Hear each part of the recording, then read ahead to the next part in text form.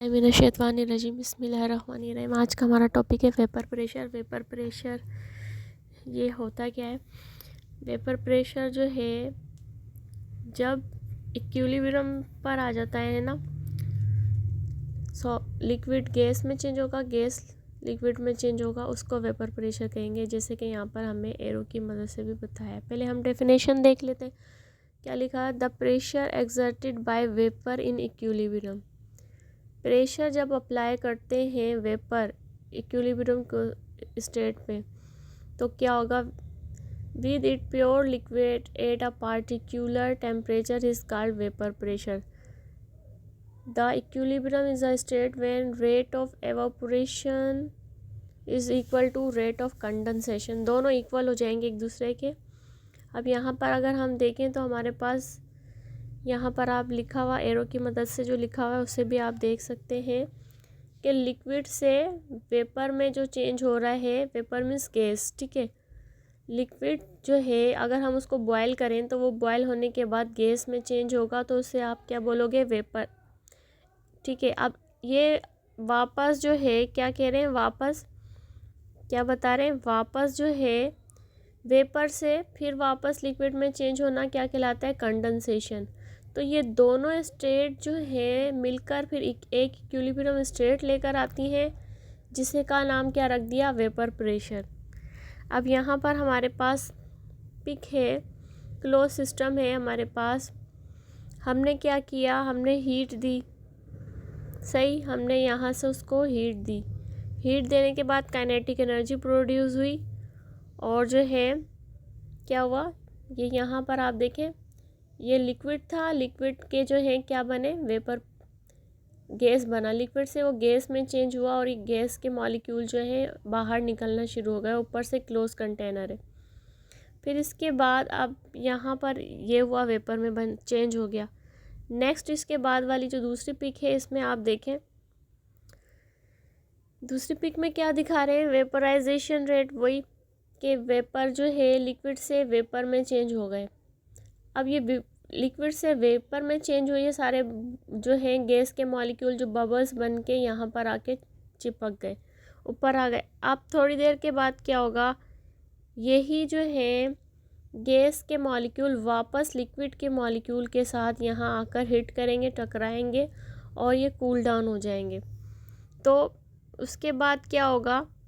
Vaporisation rate और condensation rate दोनों ही एक, ये यहाँ से जितने हमारे वेपर्स बने थे ऊपर, यहाँ से ऊपर गए थे वेपर्स, वही वेपर्स वापस डाउनवर्ड आना शुरू हो जाएंगे, और फिर क्या करेंगे? एक फोर्स अप्लाई करेंगे। तो इसको आप क्या बोलेंगे? Condensation rate. तो दोनों रेट जब एक दूसरे के इक्वल हो जाएंगे तो उसका नाम क्या रख देंगे?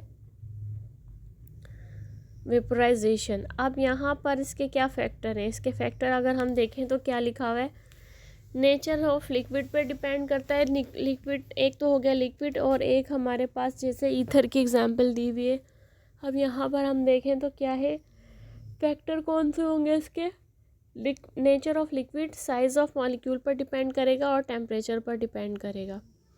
अब हम यहाँ पर इसके पॉइंट्स जो है इसमें देखें तो हमारे पास क्या लिखा है? Vapour pressure depend upon the nature of liquid. Polar liquid have low vapour pressure than non polar. Polar जैसे कि वाटर है, तो पोलर लिक्विड जो होगा उसका लो वेपर प्रेशर होगा, ठीक है। पोलर लो वेपर प्रेशर क्यों? क्योंकि वो इजीली सॉल्यूबल होगा। और non polar low vapour pressure than non polar liquid at the same temperature. इसी टेम्परेचर पर नॉन पोलर जो होंगे उससे मैच करें तो कंपेयर करें। It is because of strong intermolecular force of molecule and high boiling point in polar liquid. अब यहाँ पे कह रहे हैं वाटर जो है, लिक्विड जो है, इसकी हैज़ लेस वेपर प्रेशर, इसका वेपर प्रेशर लो है, और क्योंकि इसकी स्ट्रॉन्ग फोर्स ऑफ अट्रैक्शन है, इनके मॉलिक्यूल्स के दरमियान क्या है? स्ट्रॉन्ग फोर्स ऑफ अट्रैक्शन है। तो इसकी वजह से हमारे पास क्या बोल रहे हैं? इसका has less vapour pressure. Vapour pressure जाहिर सी बात है कम बनेगा, क्योंकि फोर्स ऑफ अट्रैक्शन मॉलिक्यूल के दरमियान ज़्यादा है, तो हाई बॉइलिंग पॉइंट होगा इसका। ज़्यादा टाइम लेगा, ज़्यादा हीट गेन करेगा, तो इस वजह से लेस वेपर प्रेशर बनेंगे, थोड़ा टाइम लगेगा इसमें। अब यहाँ पर क्या बोल रहे हैं, देन अल्कोहल, तो अल्कोहल जो है नॉन पोलर है। अब साइज़ ऑफ मॉलिक्यूल की बात करें, vapour pressure is more in small size molecule. Vapour pressure जो है बहुत ज़्यादा स्मॉल साइज़ के जो मॉलिक्यूल होंगे उसमें ज़्यादा बनेगा, because of small size molecule evaporate easily. जाहिर सी बात है, अगर हम एक लिक्विड थोड़ा वाटर लाइक हो गया पोलर नेचर, और एक लिक्विड जो हो गया थोड़ा कंडेंस हो गया, तो जाहिर सी बात है जो सॉफ्ट नेचर होगा, मतलब डेंसिटी जिसकी कम होगी, तो वो इजीली हीट गेन करेगा, काइनेटिक एनर्जी जल्दी प्रोड्यूस होगी, वेपर प्रेशर जल्दी बनेंगे। इस तरीके से उससे थोड़ा सा कंपेयर करें, कोई थिक है वाटर मॉलिक्यूल, थोड़ा सा गाढ़ा है, तो उसमें क्या होगा, स्मॉल साइज मॉलिक्यूल्स होंगे, क्लोजली होंगे थोड़े, तो उसमें क्या होगा, स्मॉल साइज मॉलिक्यूल होंगे तो एवापोरेट इजीली हो जाएंगे। जबकि थोड़ा हार्ड होगा, थोड़ा थिक होगा, तो उसमें एक्सर्ट मोर वेपर प्रेशर, तो उसमें बहुत ज़्यादा टाइम लगेगा। एग्जाम्पल में क्या लिखा है, hexane has a small size molecule as compare to डिकेन।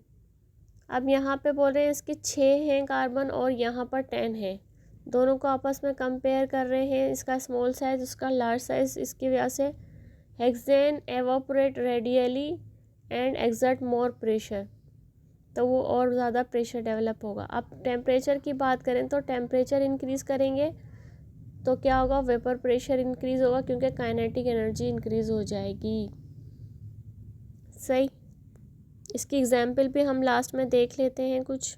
अभी हमने देखा यहाँ पर हमारे पास देखें वेपर प्रेशर बनना शुरू हो रहे हैं, ठीक है ना। ये यहाँ पर जो है वेपर्स बन रहे हैं, वाटर को हीट अप दी और ये वेपर्स काइनेटिक एनर्जी प्रोड्यूस हुई, तो यहाँ पर गैस के कुछ मॉलिक्यूल बन गए। इसके बाद नेक्स्ट में देखें और ज़्यादा बने वेपर, ग्रीन वाले।